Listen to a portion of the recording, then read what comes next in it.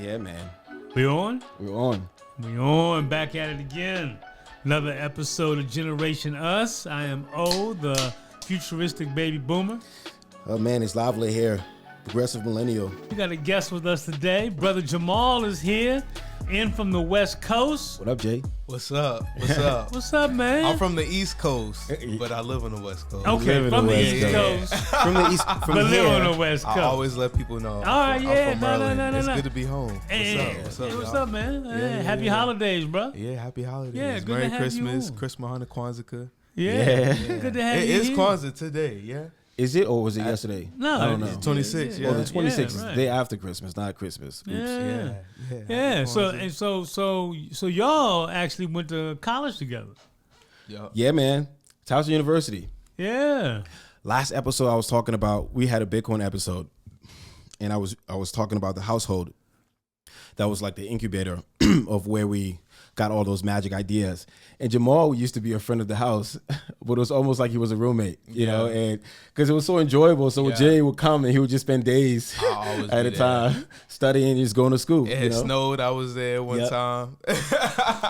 And we would take these trips, these random car trips, just driving down Baltimore in different parts. Because a lot of people don't know, but Baltimore is really beautiful. It's some nice But spots in especially Baltimore yeah. County. Yeah. You know, we got Will Smith house out there randomly. Yeah. You hit a certain part in, what does it start with P? Padonia Road? Yeah, Padonia Road. Okay. Yeah, Padonia Road. And we would hit those like row with colorful houses, you Yeah. know, like we seen the last time. Yeah. Big, massive houses. Yeah. You know what I mean? Green Well, spaces. I knew those areas because growing up, my dad, I worked in construction growing up, like doing tile work. So I worked all around Maryland with my pops, and I knew back in that direction were some nice houses, and just like it was lush. So I was like, yo, let's. Yeah, Baltimore. That's where it that. came They from. got I some was like, shit. yo, let's just drive around. It's like Yeah. a Get up lot the of mic, nice Jay. area. It's Yeah. like a lot of nice areas. So yeah, man. Yeah, good times. Good times. Good times. And I was always learning at y'all house. I don't know. Y'all was always on some shit. So It was a I great. just knew like y'all had the brains of the future. So I was like, Okay, you knew these motherfuckers yeah. gonna be on nah. the future edge. I was like, yeah. But of course, they was my boys. Yeah. They was my Yeah. boys. So Yeah. I was like, yeah, they got brains of the future. So Uh-huh. very free thinkers. Yeah. Yeah. It was an incubator for music, which we can Yeah. get into. Technology. Friendship. Psychedelic. Yeah, well, I think something had to unlock y'all's consciousness, right? You know, Motherfuckers was high. and Can I for say that? for medicinal purposes, Yeah, of not course. recreational purposes, Of right? course. So seeking knowledge, For medicinal understanding, purposes. personal growth. You know what I mean? In a very what we call set and setting kind of way. You know, right mindset, right settings, and you know, so yeah. Okay. And it was that technology that, you know, gave us the curiosity and the inspiration to want to explore and stay up to date and hip and contemporary and learn all the things that were on the bleeding edge. And it was intense. Yeah, no, you should talk about So, how yeah. it was. Yeah, so y'all came out of So that. SJ, yeah. So Jamal, you know, you are on the West Coast now. How long you been on the West Coast? I just made 10 years. 10 years. Yeah, Okay. yeah, All right. so- What took you out there? So I'm a musician, songwriter, singer. So I felt like in order to get anywhere, I had to leave Maryland. So I left, and I thought it was gonna be New York, but instead I chose LA. I actually was at his house, like woke up Friday morning, just got paid. I bought my one-way ticket. I remember you told me, man. Yeah, it was November 19th. I remember it, November 19th. And I was like, look, I'm getting out of here. And I bought the ticket one way. One-way ticket. all right. So you bought a one-way ticket. I bought a one-way ticket. Did you know anybody there? So my cousin, like a childhood friend of mine, I call him my cousin. He was the one that was like trying to get me out there. He was Okay. like, yo, don't go to New York. Come out here. Like, you got a place to stay. Like, Okay. this is where you should come. So he told me like a number of times. So I finally just like, okay, I'm gonna just go and see how it is. So And, what? yeah. So you get there. Yeah. You don't know nobody other than your cousin. You don't know where the I fuck know you a few are. People. You have no idea where you are. You don't know. You ain't got no car. Don't know how to get around. I had my car, but I had some car troubles. You drove your car out there? I had my car shipped out there. It's Oh, you did. Yeah. Oh, you was but flossing. but no, That's gotta be No, I expensive. just- That's some money. it was 1,500 to it was either between 1,200 and 1,500 to ship it out there. Okay. So it was like a 94 Camry. Yeah. Alright. So was it worth this? 94 Camry is probably about 1,500 or 2,500 or something like that, right? Yeah, right. So I paid 1,400 for the car a year before I went out there, but it ran good. You know what I'm saying? It was good on gas. So I knew it wouldn't last like too long, but I was like, I'm gonna have a car. So red I sent Honda, it out there. right? Huh? Was it burgundy or red? What color? It was like a dark green. Dark But I green. also had like a Subaru. Yeah. Like I had 2 Subarus. I had Yeah. So you I had ship a bunch all of the cars out the hoopties. motherfucker? No. Those just my hoopties before. Oh, That okay. hoopty, the 94 Toyota Hoopty Camry. 1 before Hoopty 2, Yeah, Hoopty 3. yeah. But yeah, I had that out in LA. So I'm really Yeah. curious about this. So you get to LA. Yeah, I mean, like, you get literally are dropped in a foreign place Yeah. with foreign people. it was like No, one It person. was like no offense to anybody. It was like Mexico, like the part It of North is Mexico. Hollywood. What The do part you of North mean? Hollywood I was in, it was like Mexico. It is and Mexico. I'm cool with that. Like I was like Spanish was my minor in college. Like So what did you do? but I just was like, oh wow, like this is a little different. You know what I'm saying? Like grocery stores have liquor in them, and it's a lot more liquor stores, and it's just like dirty. Like it's dirtier than what it appears to be on TV. You know what I'm saying? And yeah, that was my initial. What but part I mean, of- I wait. like being away though. It what was part cool. what part of LA was this? I was North Hollywood. North Hollywood. North yeah. Hollywood. So I started off in So, North Hollywood. I mean, yeah. but, you get Yeah, there. Yeah. But like, I mean, like you trying to get on with your acting, music, and all that. Yeah. What do you Man. do? How do you I figure it didn't- out? I didn't know what to do. So- I'll be honest, like I didn't know what to do. Like it took me a few months just to like feel things out. Cause again, I don't know anybody. I mean, I met a few people through my cousin, like his friends, and like some people I went to college with, but I didn't like know anybody. had no so network. I was taking time trying to build network while applying to places. I went out there with money. Like pretty much like I lost it all, but by living like I lost it all. Yeah.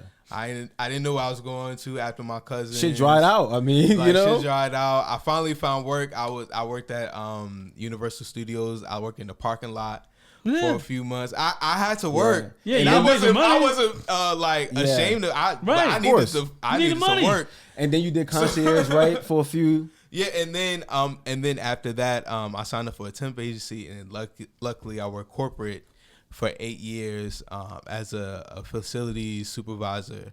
But I started off reception there and moved up, and for a while I just worked both jobs. So I worked like 7 days a week for like a few months, just because like most of the year I wasn't working. Yeah, you need to build But staff. but I started making my way around the town, like doing open mics and getting a gig here, getting a gig there. So I did hustle. I just I made my way, and then into the following year, like I had met a band. They gave me a shot. They're a band from Philly. Shout out to Super Lowry Brothers, like Very dope nice. jazz band. Yeah. They are like awesome.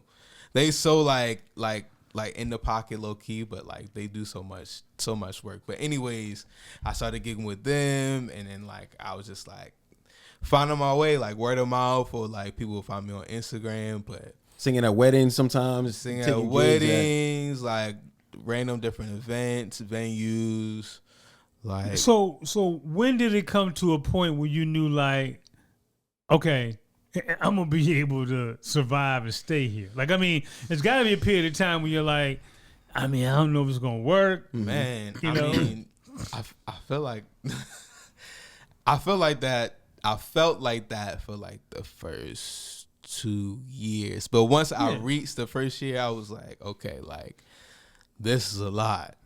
I actually was in my car for a little bit. My mom, like, when she found that out, she was so pissed with me. She was so mad. Yeah. But I gotta just, do what you I gotta had do.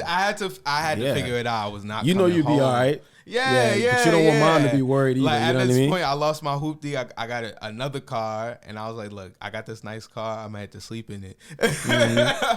Crazy mindset, young mindset. Don't recommend that, but that's what I did. No, but you Seems to be the path. No, Seems to be the path, man. But see, I what mean, that screams to me is I'm gonna make it no matter what, That's and how I'm I felt. resourceful, right? That's how I felt. Because Yeah. some folks give up. It's like I can't do this shit, right?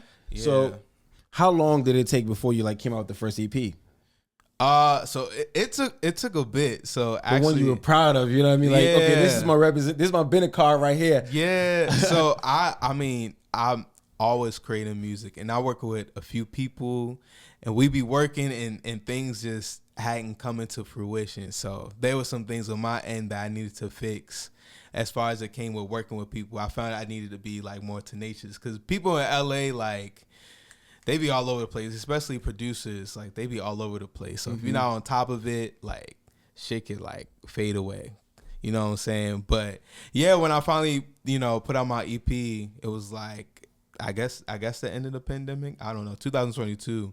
But all through the pandemic, I worked with my producer at the time, and I was like, yo, when we leave out of here, we got to have some music. Like, we have to have something. And we had worked together for years, but this is the opportunity because, life has slowed down.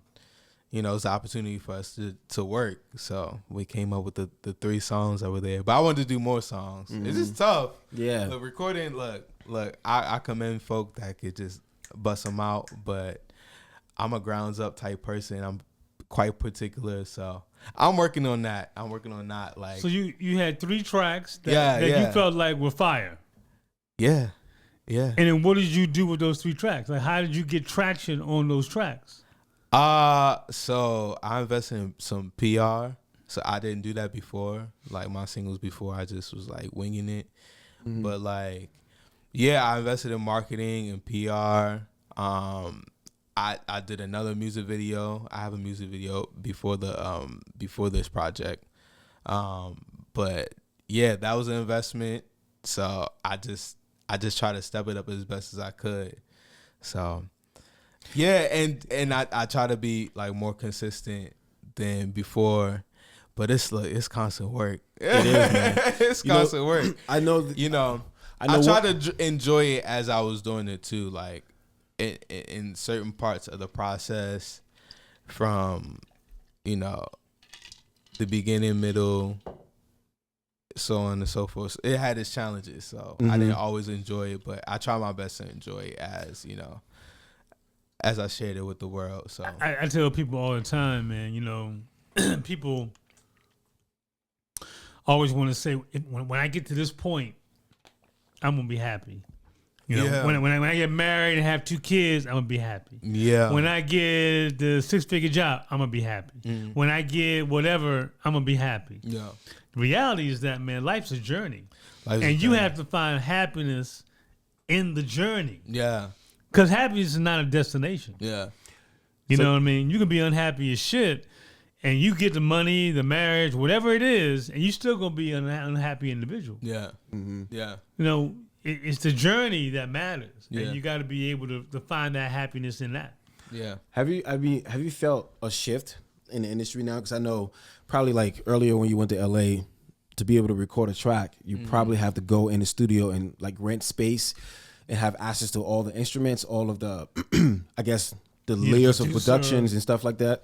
But I hear sometimes now artists just go in a studio with things already recorded because tech with like auto-tunes made easy, or you can even use AI to like find a verse for you, and then you just kind of, you know what I mean? So the process is so condensed now where like artists just go in the studio with a track already, and then what's next with that? Do you just like have the producer record it like professionally? I don't know. Condense your, you know what I mean? Like, do you know what that process is like? Like the AI stuff, I know is out there, and honestly, I do want to tap into it because if AI can like figure out the algorithm to keep people listening, why not use it? Oh, so on the back end for marketing, that's what you want to use the AI for. I would use it in the music, but I'm a trained singer. Like I'm a singer, so I'll have to like layer it with me. Like I don't like, and especially live is gonna be good because like I'm a great live singer.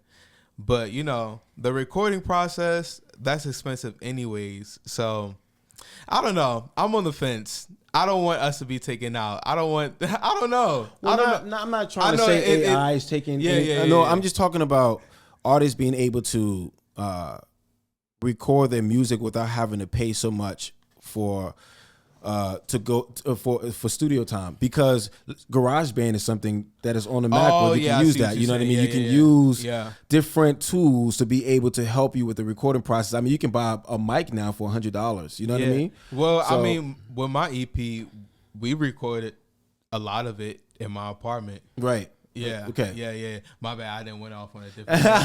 No, we recorded in my apartment. We took something to the studio, but a lot of like the beat, a lot of the track, we did it.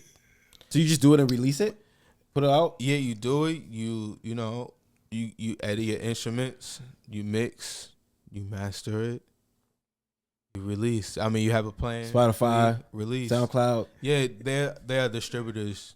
That, you use online. So I'm laughing because as I'm listening to you, I'm like, yeah, I haven't really done anything with the AI yet, and I mean, I need to try to figure that out. You know, it's sounding to me, you know. He's using that shit on the low. No. It's sounding to me like, you know, as I'm listening to you, I'm like, yeah, well, you know, you obviously ain't youngins no more. You know what I mean? Yeah. Like youngins in their 20s, they already know this stuff, right?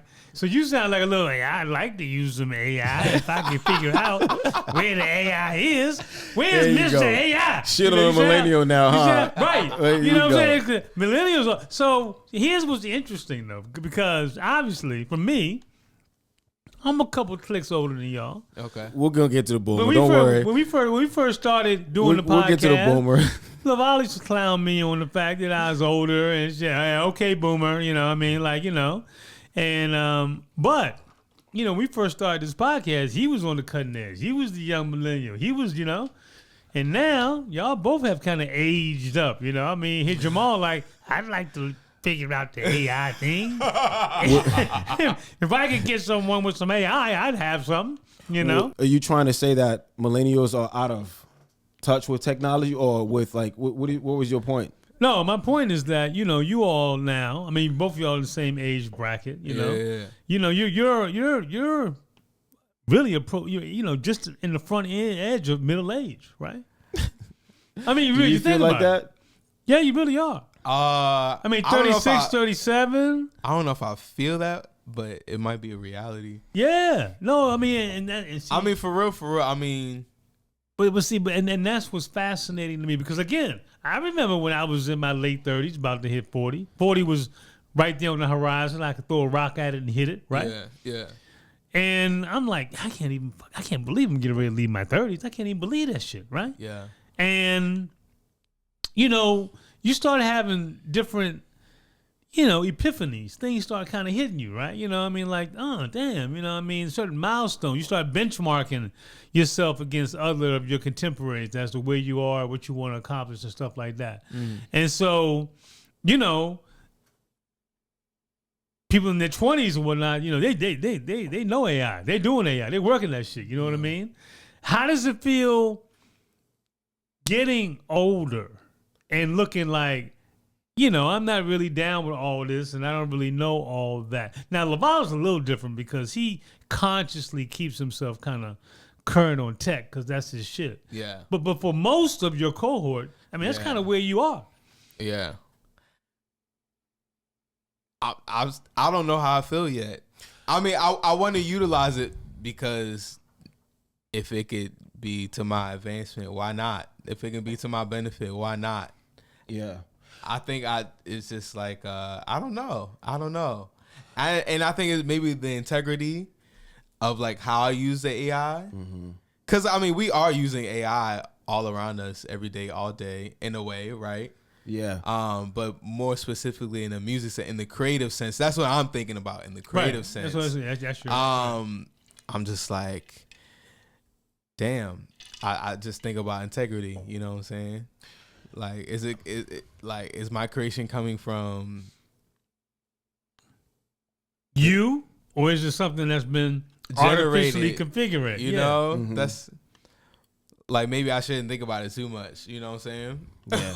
Like, what do y'all think? Well, I think about it from it's like multiple lenses, but I think the foundation one would be like from a longevity standpoint. I think that is finally soon to shift.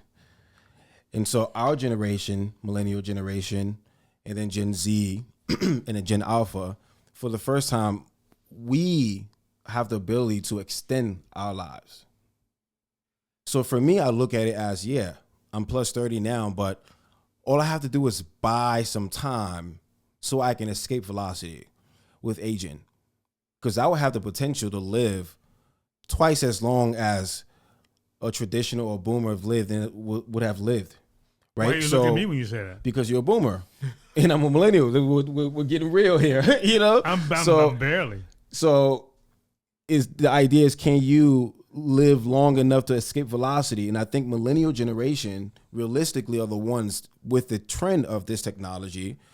When it comes, we're going to be able to extend life even 150 or 200, who knows, or maybe possibly longer than that. So I don't look at my life in the same trajectory. I don't look at, I'm, plus 30, I need to start like making sure I do this before I die at 60 or 70. Or before, I used to think, perfect example, when do I want to have a kid? Ideally, I would like to have a kid at an age where I'm healthy enough to be able to play with him all the way at least 21 to 21. All the way up until 21. Because I don't want my kid to ever beat me in basketball or running or anything like that. You know what I mean? Like, so I'm like, I gotta have that early before, so I can be able to have the ability to do that. But now I don't really look at it that way. Your kid gonna bust you up. Your kid gonna bust your ass. But I'm thinking, realistically, I'm thinking I see what you're saying. Yeah. I can wait till 47. I can wait till 50. I just have a different kind of timeline associated. So that's the major thing for me. Yeah. I feel like I have the opportunity to buy time. That raises a really interesting point because, and I credit that. You know what I mean? Like,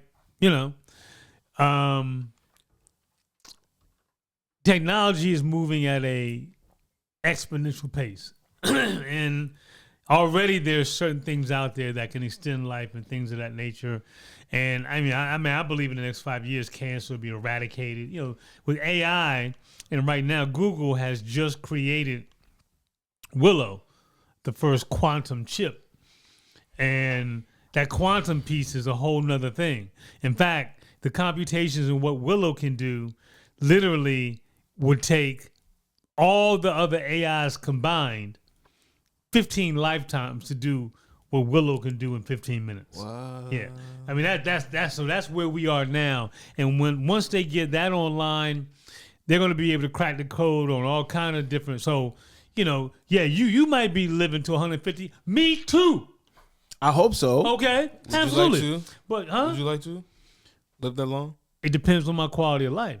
Yeah. But it raises some interesting things because it's not here yet. It's coming, but it's not here yet. Yeah. I'm curious about, both of you all are, mid to late 30s. Have you evolved from where you were in your, what's the most different thing from what life was like in your 20s to where life is like now? Like, are you in a different place? Like, when I was in my 20s, I was just smashing honeys randomly. Like, it was just, finest honey, smash. Finest honey, smash. Finest honey. It wasn't, it was just in my 20s. But that changed when I got to my 30s because I got more serious about life and other things, career. And I wanted a partner that I could roll with as opposed to something just to, so what's been your evolution? Both of y'all, really. From where you were in your 20s to where you are now. I'm just now getting to where you at. I'm just now emptying my tank of smash and pass. That's fair. Yeah, that's fair. I was a late bloomer. I was a cat that had a lot of respect for women. I was afraid to approach women. Actually, I should take that back. Not afraid to approach women, but I didn't want to, like, the girl that I thought was attractive. I also thought, well, she must have a lot of guys think she's attractive too. And so a lot of guys are probably coming after her all the time. So I'm going to be the one to give her the break, man. I'm going to admire her beauty. If I get the chance to say something, I'll say you're beautiful. But I won't approach. I won't do anything until I get enough hint that you want me, and then I make my move. That was the kind of guy I was. You know, that's amazing. I mean, I used to grow with my boys. We'll go to the mall. They were like, my boy Femi, he used to like get girls' number like candy. Like, it was just like, he had game, but he was like 5'5", short little, you know what I mean? But he had mad confidence, you know what I mean? And he used to pull honey, and I admire that. But I just didn't need to do that. So I also was okay with not doing it. You know what I mean? So that was my whole thing. Anyway, so like, you know, lost my virginity a little later on. And I didn't really start exploring until college. In relation to where I am now, obviously been married and divorced, in a committed relationship now. But it's with a different dynamic. So I think the biggest thing from my 20s to my 30s is that I figure out the type of relationship that I want in order to live a really authentic life without having to go against my morals, go against my desires, but also have a committed relationship that where we hit different phases in life, and I want a partner that can go with me through those phases. I think that was my biggest thing. So between those years, what's interesting is that you're talking about the kind of relationship that you want. I think in terms of the kind of partner that I want, and I don't know. I think both. That was just one of them, but I think both. I don't know. You know, I don't know if that's a function of just an individual difference, or if we're really saying the same thing but saying it differently. I'm not sure. But what I think about, for me, you know, who is the person that's going to fit with me and I can be simpatico with? Who's going to be the complement to me, right? I don't need someone that's identical to who I am. You're not going to find it anyway. Yeah. But I need somebody that has the same life visions, right? The same goals, want to achieve the same thing. We chill in the same way. We're talking about the same thing. The difference is I just went through a different relationship dynamic. You didn't have to. You've been monogamy for the most part, I could say, right? I mean, it depends. Monogamous, I should say. Actually. I've been monogamous. I've been, yeah. I mean, but the point is, you live with a monogamous lens. Right? I'm talking about going from a monogamous relationship dynamic to a polyamory relationship dynamic. Right. But that doesn't mean that I'm not looking for a specific quality or thing in a woman. I'm just saying that for me, what changed from my 20s to my 30s is my relationship dynamic changed. Okay, relationship dynamic. Correct. I get that. Right. I get that. Right. So what about you? You know, Jamal, I mean, like, you know, from your 20s to where you are now, what's been your evolution, you know, in terms of that? I think in my younger days, back when I was young, I think I cared too much about everything. But in my 30s, I feel like I have prioritized like what to give fucks about, you know what I'm saying? Or what not to give fucks about. Like, life is short. I feel like we should live how we want to live, especially if it doesn't hurt anybody. And I just been like, I was such like a people pleaser in my 20s. In my 30s, like, you know, I still like to like help people and make people feel good, but I don't feel need to say yes in my 30s. Like, I'm cool with just saying like no and not having to explain. Now, like, I may explain, but like, I don't feel like I always have to explain if it's like gonna be a no. So being a couple clicks down the road ahead of y'all. Yeah. I will tell you, for me, and most of the people, male and female, that are in my cohort. I mean, for me, my tolerance level is virtually non-existent. Yeah. What age? First off, what age bracket are you in? Let's talk about that. We I'm 30s. I'm a barely made it baby boom, man. Barely made it. Barely. Our show is called Generation Us, y'all. I'm the last boomer in the door. And my cohort can't even My cohort. give us this age bracket. I'm the last boomer in the door. All right. Like I'm just, I could hit 60 with a stick. So 60s the age bracket. Okay. Well, 60s young and healthy. Late 50. Okay. But I can hit 60 with a stick. I'm almost there. Why you want to say your age? What's wrong with that? Because I don't say my age, my government name. I mean, again, this is out here in the ethos, man. You know. But here's the thing. Yeah. Here's the thing. What was a commonality is that my tolerance level is virtually non-existent. You know, I went on a date years and years and years ago, and fine, honey, cool as hell. And, you know, we trying to coordinate when we're going to go out. Yeah. And we talked about Saturday.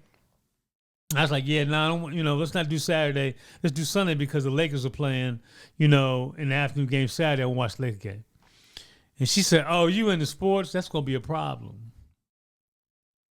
That already, in that moment, I already was like, okay. We're pretty much done. Yeah. I mean, and again, we ended up going out. Yeah. And that became a recurring. I mean, we revisited that conversation. Like, she's like, look, if I want to go out, go to museums, go to brunch, I'm not trying to hear you got a game you want to watch. And I was like, I respect that. But if there's a game I want to watch, I'm gonna be like, I want to go after the game. Like, so we're not in alignment. You know what I mean? Like, we're not gonna really, even though she was banging, smart, fine, cool, all that, but that was gonna be a problem. So for me, I'm like, I'm not necessarily in my 20s, 30s. I see the problem, but think I could change the problem. Yeah. When I got older, I see the problem, and I would make decisions in light of the fact that I see the problem, not to have to deal with the problem. Yeah. Yeah. And so I wonder where you all are on that evolution, because I mean, you will get to where I am. It's just a matter of time. On the evolution of I think your tolerance will probably change. You're probably less open to what you were open to in your 20s now. That's true. And you will probably be less open to what you're open to now. So that's what it was for you, tolerance, that changed. Absolutely. As you grow absolutely. older. I see that. I can see that. And my tolerance has changed. And having a greater understanding of self. Absolutely. Right? Because when I was younger, it's okay. I don't really have to watch the game. But what that would translate to, I really wanted to watch the game. I didn't watch the game. I went to, brunch, but now I'm mad. And now I'm salty that I missed the game. And then when I'm getting, texts from my boys saying the game's off the hook, you see that shit, oh man, LeBron hit that. And now I'm resentful of the fact that you made me miss the game. So now I'm taking shit out on you that I really shouldn't be taking shit out on you. Because I said I would go to brunch. Yeah. As opposed to voting my conscience and saying, I want to see the game. Yeah. You know what I mean? So those things that you get on the treadmill of life, how I notice that each time I go against like a decision I want to make. And I know like sometimes like you got to go with your word, you know what I'm saying? Like if you say you're gonna do something and go somewhere with somebody, but sometimes you just want to like chill. But yeah. But doing that one thing with somebody could just like mess up your whole day. Or sometimes, and you can like you can get past it. You can get past especially it, when you made the choice. Man, I just really wanted to start my day this way. Right. You know what I'm saying? Like I had it in my mind what I was gonna do. That kind of reminds me of, okay, so I'm a foodie, and this is a less serious thing, I guess. But like, no, I'm a foodie going to restaurants, and you want something particular on your order, instead of having onions and pickles on it. You want ketchup and bacon on it. So I'm one of those people. I'm very much like, look, this is what I want on it. If I'm paying for it, I want it the way I want it. Yeah, but some people are timid about that. Like, oh, I don't want to be bothersome. Right. But I'm like, that's you. They gonna spit in my food. You're gonna get something on your sandwich that you don't want, and then you're gonna be upset. Right. Like, why would you do that to yourself? Right. So. Right. I'm with it. I'm with it. But on a grander scale, yeah.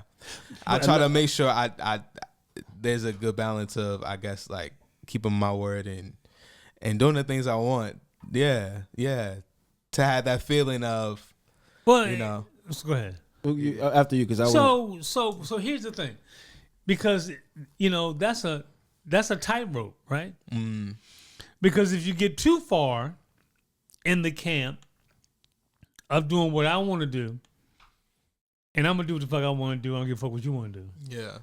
Now you're not compromising, right? I mean, that's not being a good partner, right? Because compromise is critical in any relationship, right? I was literally, you took that from my mind. So you've got to be able to be conscious enough to say, I wanna vote my conscience and do what I want to do that makes me happy. But if your partner is important enough to you to be able to say, okay, I'm willing to compromise and do less of what I want to do more of what you want to make you happy, but not so much that I'm salty about it, right? Yeah. It's just a fine balance, right? Balancing it up. Yeah. And that becomes more challenging the older you get.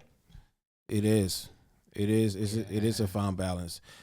Compromise is critical in a relationship. It's absolutely critical. I guess I was gonna try to narrow it down to two, but since we're on the topic of compromise, it just really feels like it's like number one, because when you get together, you come in with your way of doing things, who you are, and the older you are, you're stuck in your ways with it too. You're conditioned to routines, and someone is gonna come in with different set of things that you have to now go, okay, I'll let that take over the routine that I'm accustomed with. Okay, you let me take over with mine for that one, and then there's a fine balance too. And then one person could be doing it much more than the other, and it leads to that saltiness, man. Because because remember, the older you get, the more routines that you've done, those routines have proven that they work for you. For you, right? Yeah. That not even always work for you. You just habitual with it. Yeah, I'm about to say, because a lot of time it's like, look, that routine doesn't even need to be in your life. But I have to practice acceptance. There's another one. Compromising and acceptance. So if I know something about you is a routine, you're used to it and it's shitty, but not only do I have to compromise, I have to accept it as one of your things that, you own. So it's like I got to deal with something that you own that I think we both know that shouldn't be there too. So that's that component with the good habits and routine that I don't even want to have to compromise about, How is that made more or less difficult in a polyamorous dynamic? I mean, is it more challenging or is it less challenging, or is it really no difference? People are still people. What happens in a polyamory relationship, depending on how many partners you have, then you have to be able to navigate. You have to do twice the work with things. But who you are shouldn't change because you're in a poly relationship. You should still be able to wager things and think fairly and fight fairly and.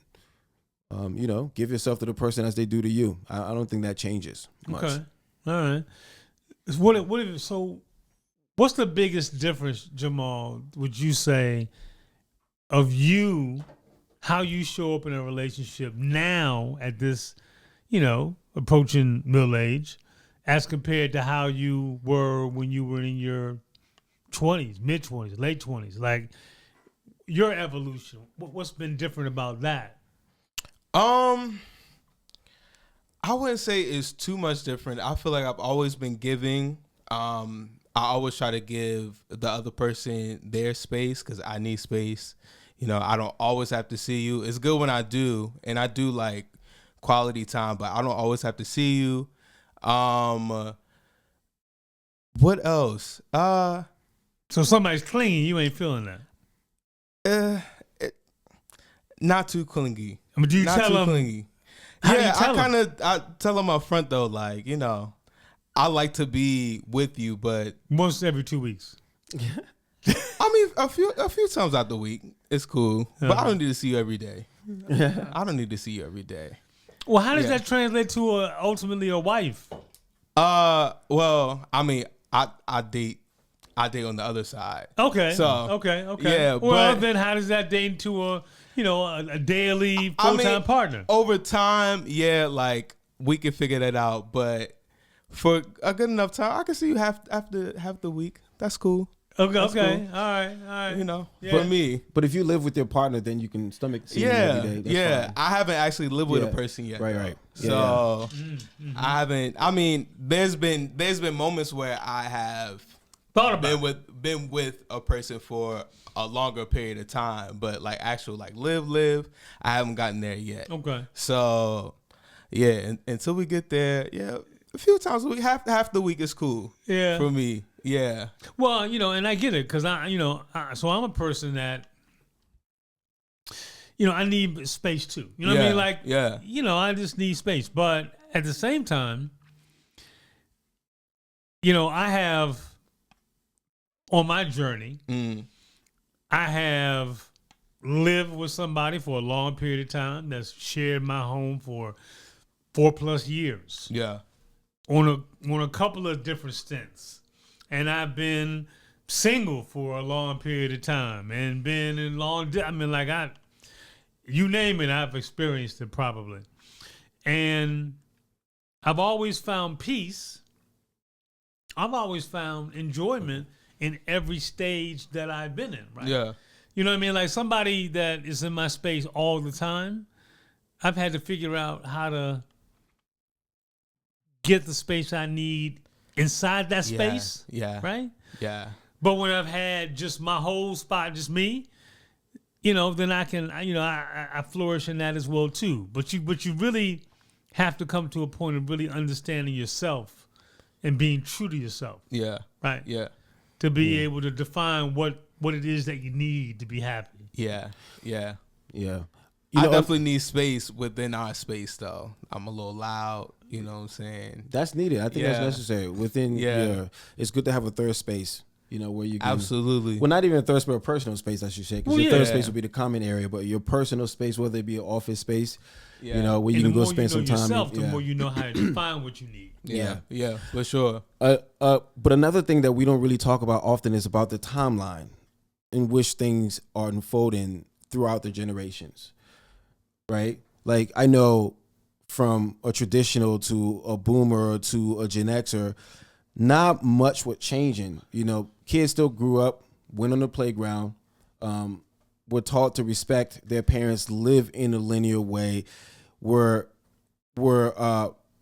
didn't have from our generation to boomer. from traditional to Gen Xers. Okay. Where it wasn't that much of a change within like 10, 20 years, a decade. You know what I mean? Oh, well, a decade and 20 years. But it seemed like since I was born and now at my age, like things are unfolding so much faster. Yeah. Every 2 months, I'm learning a new thing and hearing that this new technology is about to change our lives tenfold. You know what I mean? And it's just... You're not surprised about that. I'm not surprised about it. And I didn't know at which point in human evolution we would have got to this point where we are like exponentially growing as opposed to linearly growing. But that doesn't make sense because you're the one that turned me on to Peter Diamante and the exponential curve and the fact that, change was going to begin happening at a more rapid rate. Yes. Accelerate to the point of exponential, right? So traditionalists raised boomers and technology wasn't really in the mix, right? Right. So you learn what your parents taught you, and you did that. It's hard and to then, check someone on facts right in the moment. You know what I mean? Yeah, exactly. And then if you ain't know, children be seen, not heard. I'm talking. Yeah, I can Sit tell your you a ass lie, down, a whole story, go and no sit in one the knows. corner. Don't want to hear that bullshit. Yeah. And not only did the kids not have an escape to go into an iPad or a cell phone to go into another escape place, they had to sit there in the corner and figure out how to use their imagination. You had a to different occupy their relationship time, with right? time. You And were present. the parents, right? So then, baby boomers gave, they beget the Gen Xers. Technology was starting to nibble at the edges a little bit. But, but you had the Gen Xers had a little bit of evolution of technology, but they still had a lot more. Yeah, I'm trying to think of some technologies that Gen Xers Yeah, that's what had. I'm thinking. Because, what technology did Gen Xers have? Like the flip phone, kind of like, because we had landline and it was pagers.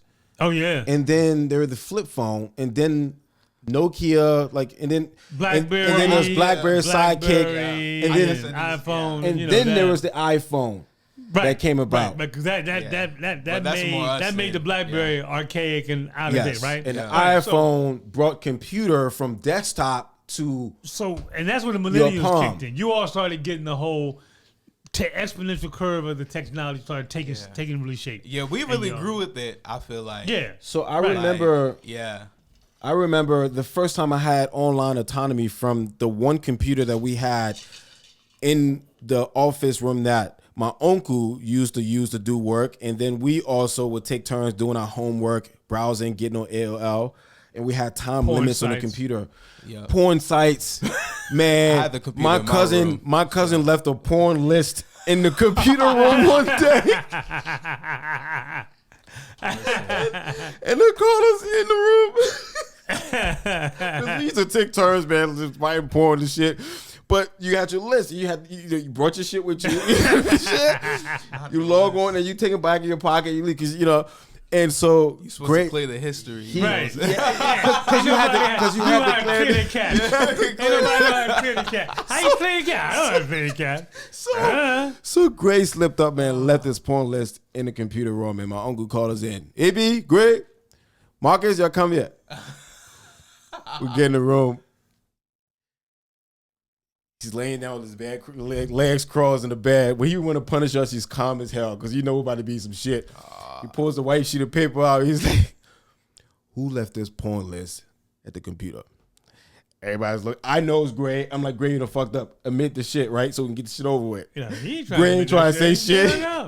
I'm like, no, we ain't about to be in this shit together. Yeah. Either you say some shit or I'm going to say, So he's asking, I'm looking. I'm like, I don't know. I'm looking at Gray, and Gray's looking at Marcus. I'm like, he's like, snitches get stitches. I don't know. He said, you want me to read it? He said, it says, on your booty. Black. I'm like, he's going down the list. This shit is hilarious. So we took out Gray finally take the fall. And that shit was embarrassing, bro. But anyway, so going from that, the first time I had internet autonomy was the PSP. I remember one Christmas, I forget the date, probably 2011. 2010, 11. I asked my auntie to buy me a PSP and she bought it for me. And didn't know that the internet browser was on the PSP. And that was the first time I had computers in my hand to browse the net. PS3? That was my own the PSP. The PSP. It was the mini. The Palm handheld. Yeah. That was the first time I hopped online and I was like, I hacked my aunt and uncle to my parents. They don't know I fucking got internet on the go. I can watch unlimited porn. Unlimited. I used to go to like people's crib, like park outside of the driveway and just connect to their Wi-Fi. That's when people wasn't putting passcode on their Wi-Fi's and shit. Everything was new, you know what I mean? So I would go and hack onto their Wi-Fi and just have free access and just browse. You know what I mean? After I leave FedEx work at 9 and shit at night before going home. Yeah, but home at 2 as a in the morning, teenager, that was wow. That was like, oh my God, I'm online. Yeah, and those were the early days. And so I didn't know there was going to be the Peter De Mendes way of living for us, that we were going to have this kind of opportunity, escape velocity. We're going to be able to solve a lot of things technologically. We're going to be living exponentially.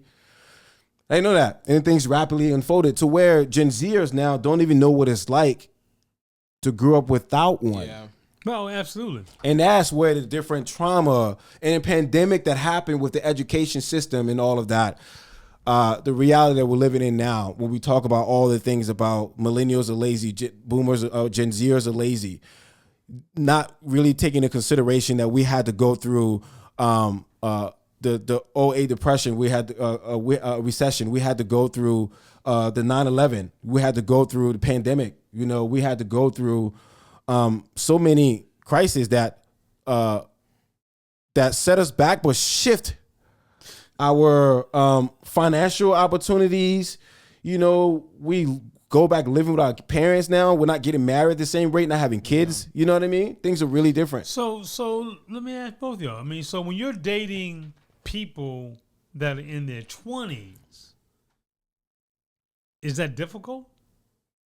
I don't date people in 20s. Yeah, I was about to say, yeah. You don't? I don't think, No. So why? But why? I mean, I would say I wouldn't go below 27. I'm 35. I'm about to be 36. At this point now, I wouldn't go below 30. Just maturity. It's different mindset. Different It's like a mindset, cutoff line, right? Where Yeah. it's like a different world.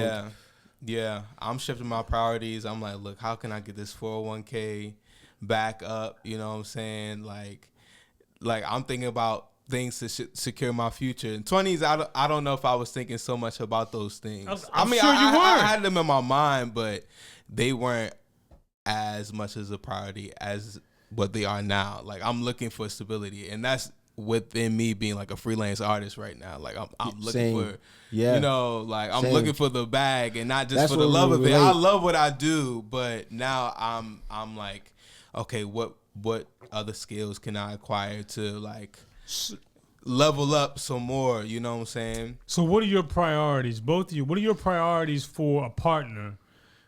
What do they need to have for somebody you're like, okay, I can be down with you? I mean, like, what are you? Because, I mean, obviously that's different than what it was in your 20s. Yeah, definitely ambition, like a certain level of ambition, because we got to get this money. Like, life ain't cheap. It's not cheap anywhere. And I've lived in major cities or major areas all of my life, like Columbia / Baltimore, LA, now Atlanta, or back and forth between Atlanta and LA. Like, everywhere is expensive, so you gotta have ambition to make the money.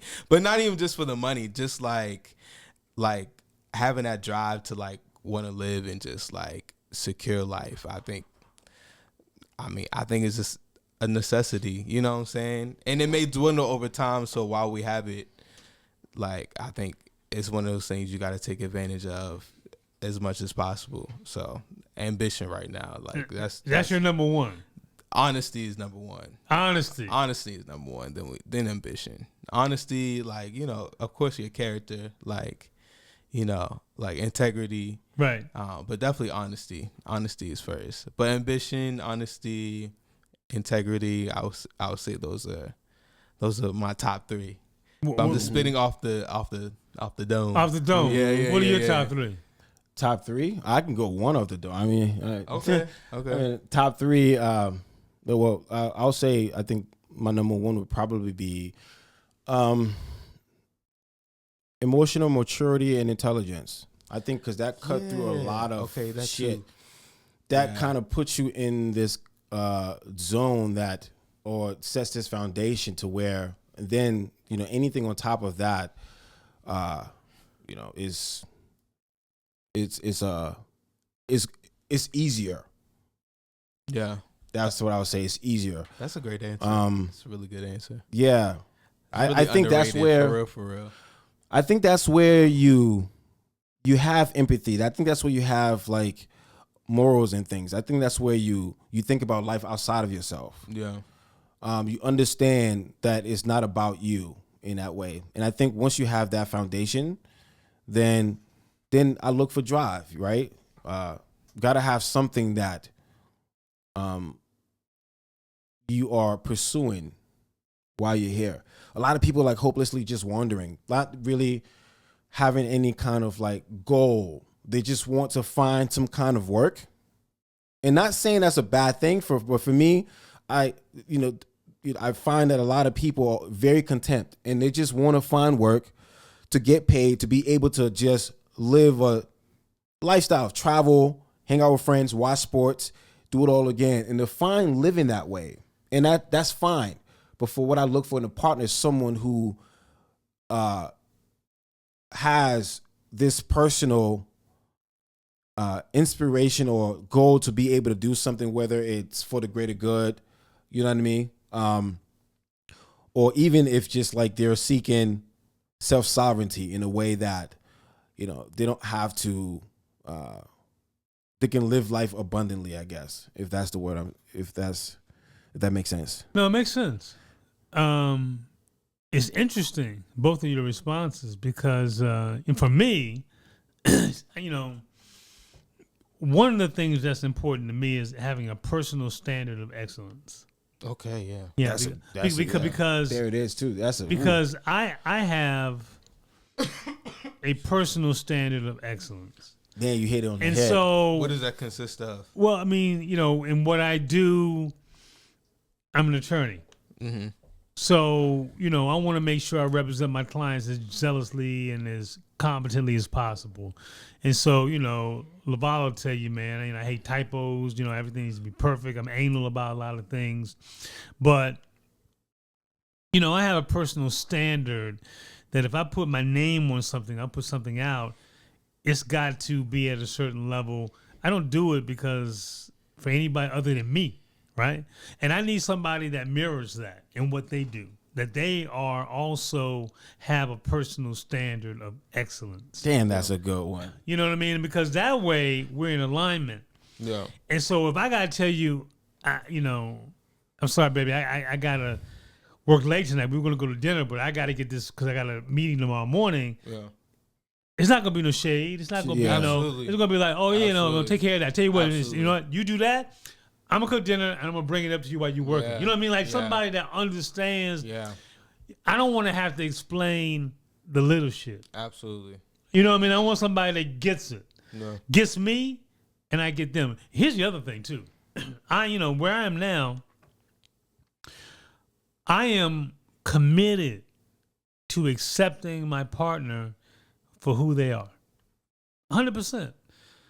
And I want to be accepted for who I am. Yeah. 100%. Like I don't want to be, there's a whole dynamic that happens, when you're younger, women like, once I put this on them and whatnot, then I'm gonna give them change that dress he be wearing. I'm gonna give him change, get him, he got that hairline going back. I'm gonna get him shade that John go bald. I'm gonna give him Mm-hmm. Somebody accept me for who I am because I'm going to accept them. I don't want to be changed, and I don't want to change somebody. Yeah. You know what I mean? Because I think, when I was younger, you meet somebody, you fall in love, be smitten. Where I am now, I understand that love is a choice. Yeah. And you have to choose every day to show up and be responsible to the commitment that you've made of love to that person as they show up for you.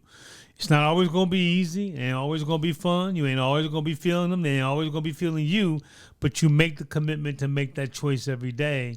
And that's what it's about, because over the long term, that's what gives you the greatest satisfaction of building something that you do together and have that longevity.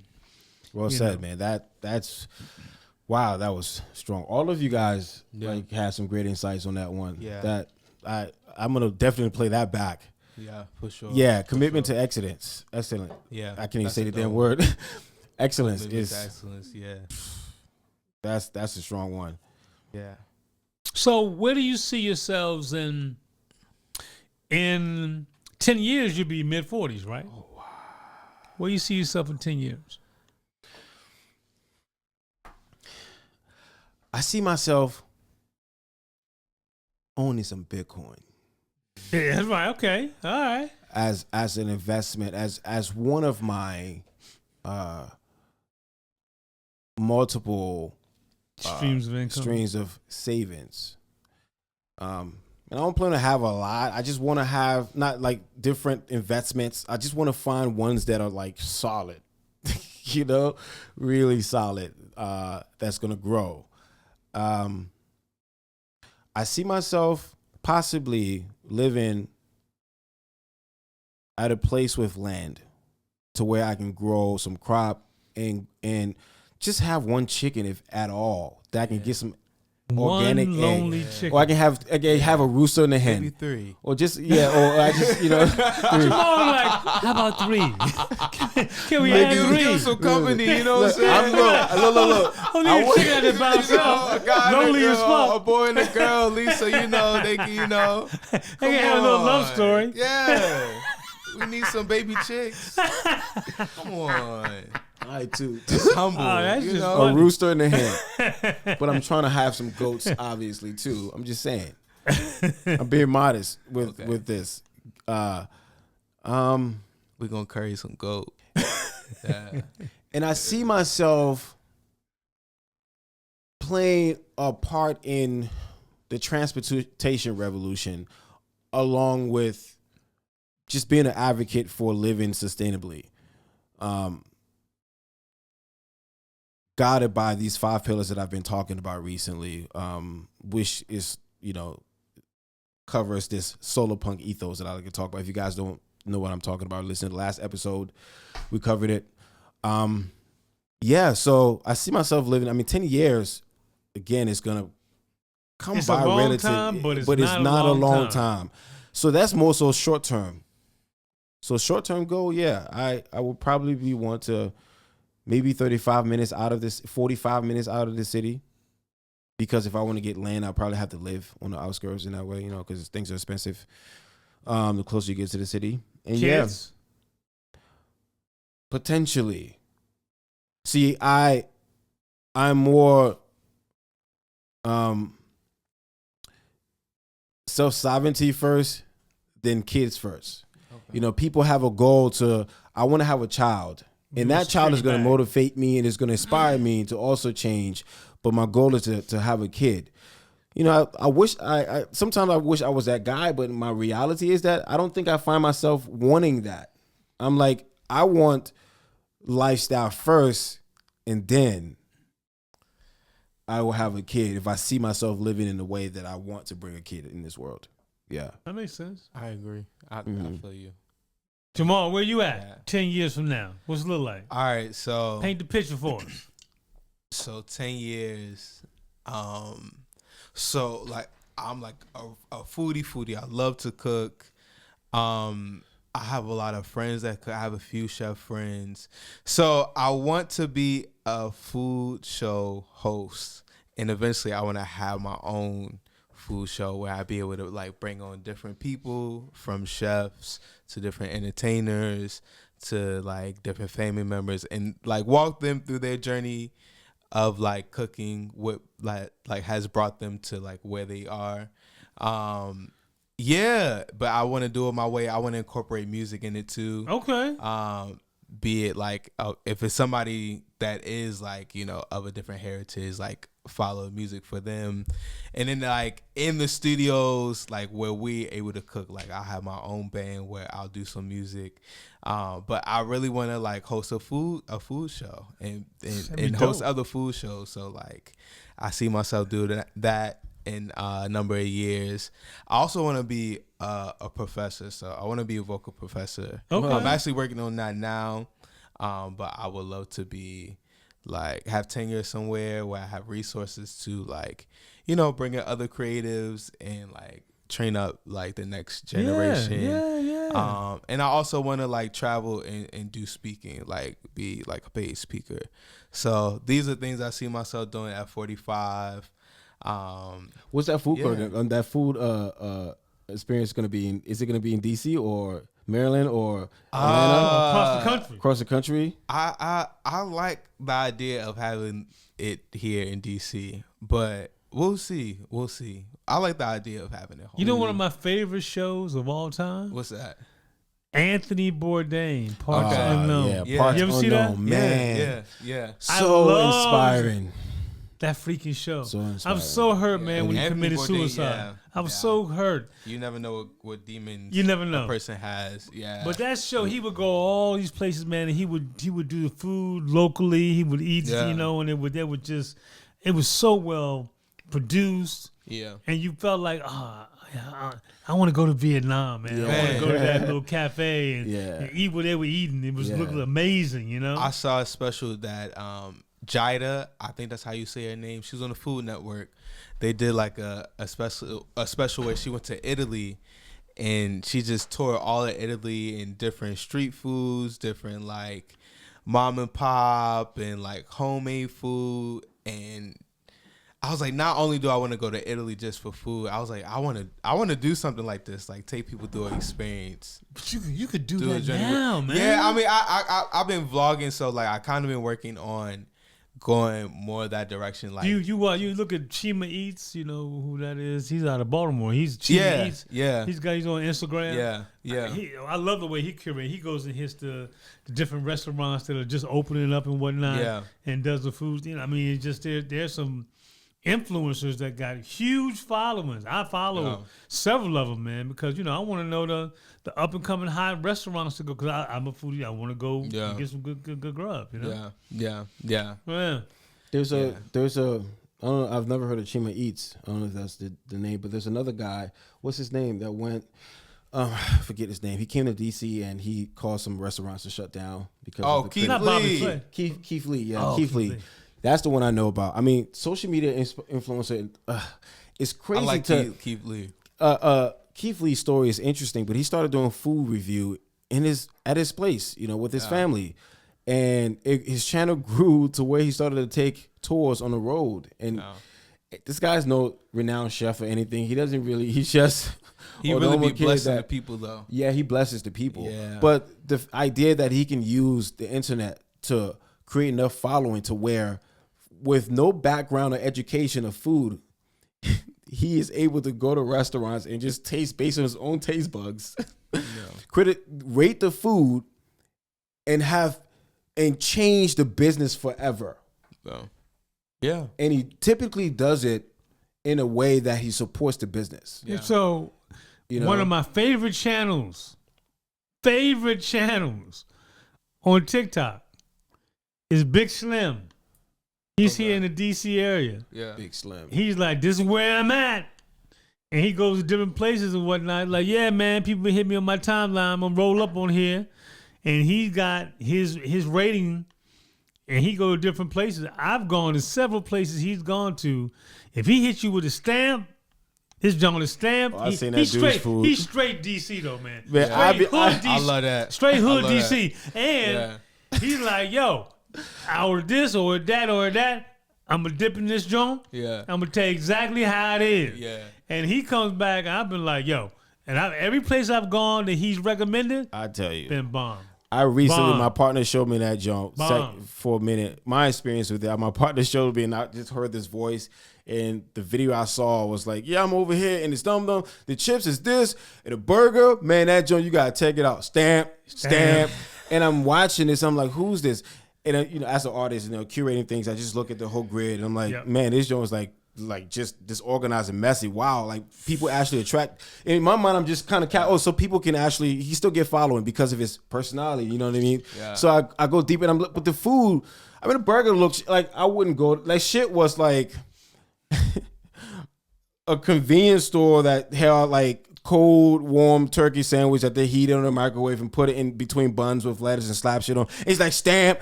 And I'm looking at it I was like, that shit's disgusting. I'm not going there. And I said, okay, let me give it a chance. I see 3-4 of his video. I'm like, oh, he go to like, this shit is, I wouldn't go to those places. But that was my own take. Yeah. Maybe he did. He has a lot of reviews. I have so maybe gone seen to some spots places. that he's recommended, Yeah. and they've been Good. on point. I saw that joke. On I've point. only seen it like 3 or 4 videos of it. And I was like, oh, this is but again, trash. but again, different strokes, Yeah. different folks. No, there are lots of time where we obviously we relate with things and we are on the same page with it and have a similar taste. But that's just funny where sometimes some things people are attracted. I've only seen 3 other videos. You know what I mean? I that was just my experience. But I was just like, oh, this is Yeah. So I'm gonna tell you where expect to be in 10 years? Yeah. We ain't asked you. Yeah. That's all right. That's all right, man. I know y'all, I'm an old motherfucker. Nobody think about the old motherfucker in the corner and then want to ask him shit. That's all right. I'm old enough I'm going to tell you what the fuck I'm going to be doing. In 10 years, and again, this is predicated on a few things happening. Because, our last episode, we talked about Bitcoin. I'm doing a cryptocurrency channel to teach people how to get into cryptocurrency, beginners, So in 10 years, I expect Bitcoin to be over $1 million in Bitcoin. And my channel, I think, is going to be robust. Yeah. Different things I'm doing. And I want to be in a position where I can bless people, man. Just straight bless people.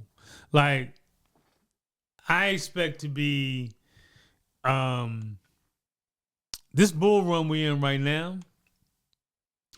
If you play your cards right in this particular bull run, this next 8 to 12 months, if you don't have but $100 and you play your cards right, you could easily turn that into six figures. This bull run we're in right now.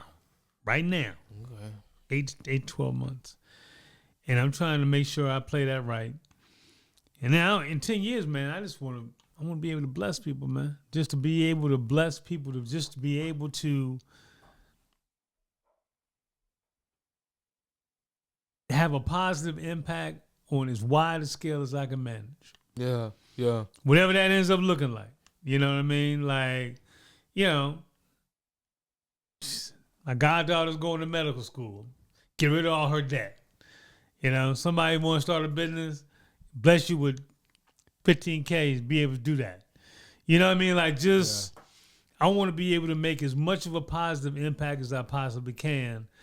And I think I'm going to be in a position to be able to do that. And that's going to give me the greatest joy. Very nice. That. That's dope. So to support that 10-year goal, follow my Substack at solopunkdc.com. That's right.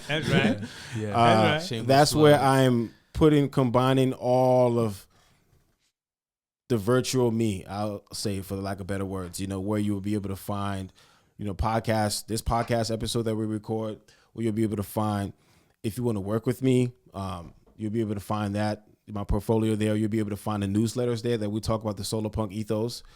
It's all going to be on Substack. So follow me. Let's support each other. Obviously, it's going to be for you. I'll be doing things that I enjoy to do, but also for the benefit of the people too, and educating myself along the way. So, and not to just be the only one out there without a Substack. I have a Substack too. Crypto Lens, CryptoLens, Crypto Lens 2025.substack.com. Yes, sir. And I'm going to be on Instagram, be on YouTube and all that. Follow that if you want to learn about crypto, learn how to empower yourself financially. Follow that. And then Jamal, where can we find you, brother? I don't have a Substack. That's all right. But you can find me on any social media platform, Instagram, YouTube, TikTok. What's your handle? Jamal Lamont, at Jamal Lamont. On TikTok, I think it's at Jamal Lamont 3. But you put in Jamal Lamont, you'll see me. So cool. What's a EP? Also, I have music on all music platforms. The Spotify titles, Apple Music. So if I want to go and get the best representation of what you got out there, what do I need to search on Spotify or whatever to pull your best single out to get a taste of what you do? Good Life. Good Life? Good Life. Baby. Good Life? Yeah. By Jamal Lamont. Yes. Good Life by Jamal Lamont. There we go. Search that joint on Spotify. That's a great question. And all the other. Yeah. I get a taste of what you got, and from there I can follow you down the rabbit hole, huh? Yes, sir. My man. That's a good question. That was a good one. My man. Very good. Yes, all sir. right. So till the next time, y'all. Peace. Hey, Jamal, thanks for coming in, brother. Thank y'all for having me. No doubt. Peace. That was impromptu.